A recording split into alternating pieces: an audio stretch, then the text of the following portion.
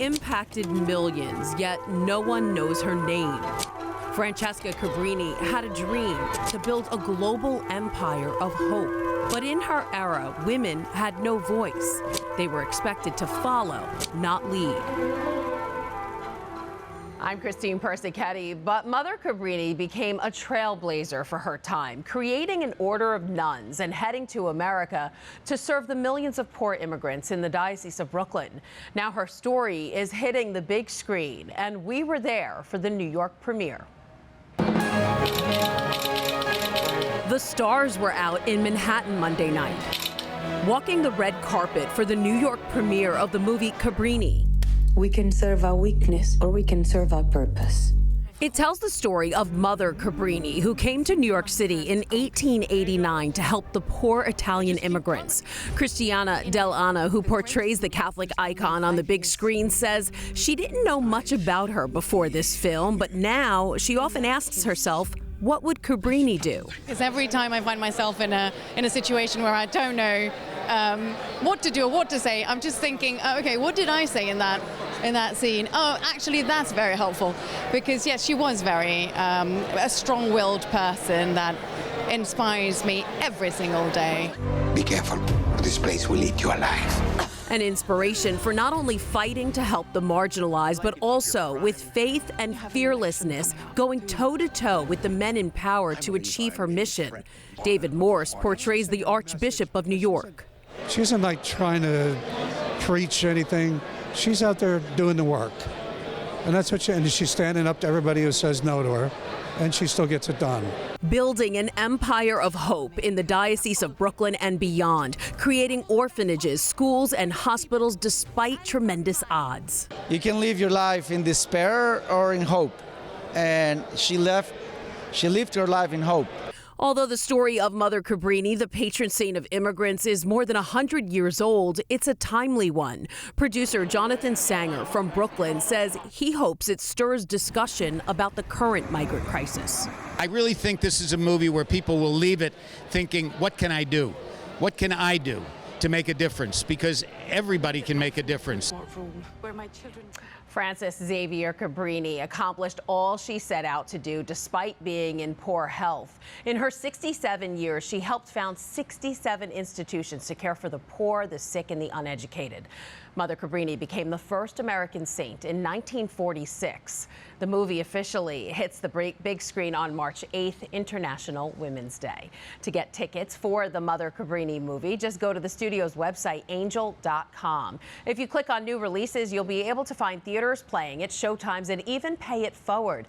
You can buy tickets for those who can't afford it that they can then claim at the theater. Developing tonight, close to 100 migrants were found living in the basement of a Queens store. They were discovered Monday night after calls made to the FDNY and the Department of Buildings. Currents News' Katie Vasquez has that story from Richmond Hill. 87 migrant men were discovered living in the basement of this furniture store behind me here in Richmond Hill.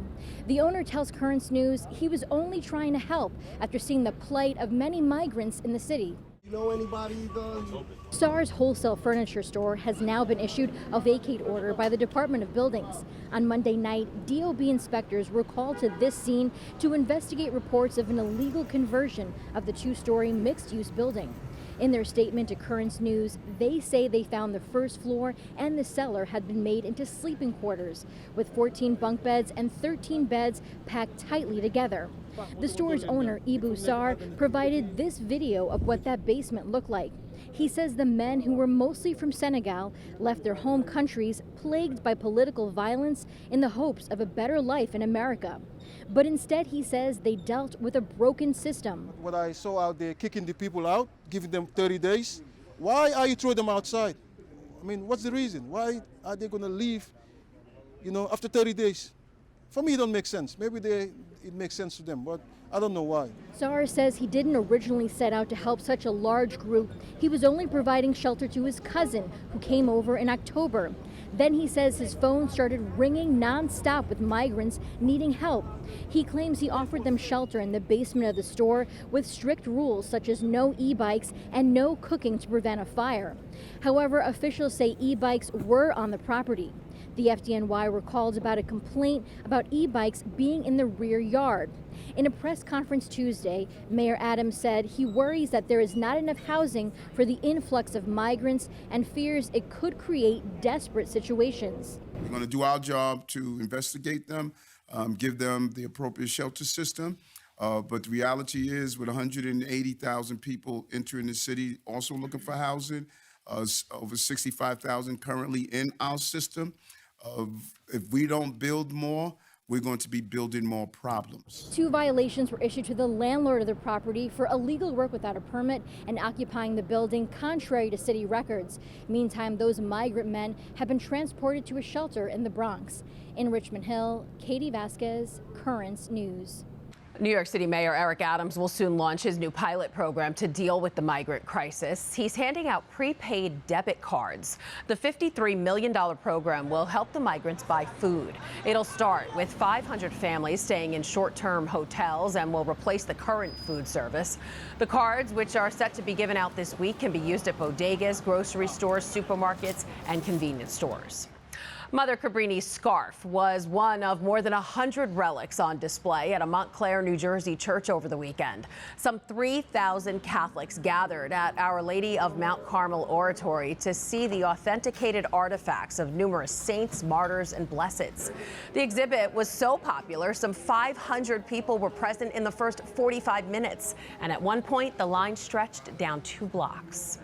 And East Elmhurst Church marks its 100th anniversary over the weekend with a Spanish Mass. Brooklyn Bishop Robert Brennan led the celebration at St. Gabriel of the Sorrowful Mother Church. It was a little more than a century ago when the Queen's Parish held its first Mass in a nearby park with 500 mainly Irish and Italian attendees. The cornerstone of their actual church was laid a year later. Decades later, the parish was filled with mostly Spanish congregants. St. Gabriel celebrated its first Spanish Mass in 1971, and in the years that followed, the number of Spanish parishioners began to grow. They now make up the majority of the community. At the Vatican, restoration of an iconic centuries-old part of St. Peters Basilica has officially begun. Workers are now scaling the 92-feet-high scaffolding around the nearly 400-year-old sculpted canopy towering over the main altar to clean and repair the dust, cracks, and rust it has gotten over the centuries. The whole project is expected to cost more than $760,000, a bill that the Knights of Columbus are set to cover. And speaking of updates, a major milestone as Notre Dame Cathedral prepares to reopen. They have unveiled the newly built Spire. In April of 2019, the Paris Cathedral suffered from a devastating fire that caused that spire to crash through the centuries-old timber roof. Despite much debate, French President Emmanuel Macron announced the spire would be rebuilt as an exact replica. Now that scaffolding surrounding the spire has been removed, revealing a new cross and a golden rooster, which symbolizes France. Notre Dame is set to reopen on December 8th, and we're finding out the plans for that ceremony. Representatives of the French state who own the cathedral will hand Notre Dame over to the Archbishop of Paris. The event will also include a consecrating of the new altar and an awakening of the organ. For the week following, there will be a solemn celebration every day with a particular theme. And that is this Currents News Update. I'm Christine Persichetti. Thank you for joining us because we are putting your faith in the news. Hope to see you again next time.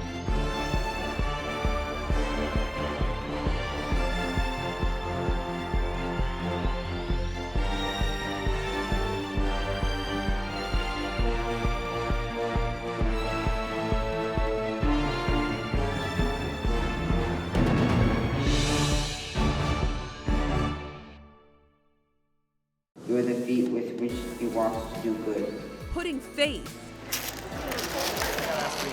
into action. Would you like lunch? Sure. Sure, no problem. Here you go. The man behind the Brown Baggers at St. Saviour Parish in Park Slope. The way I've felt about this is, putting Jesus' words into action. How Dave Beaudry makes up the pulse of the parish, Wednesday on Currents News.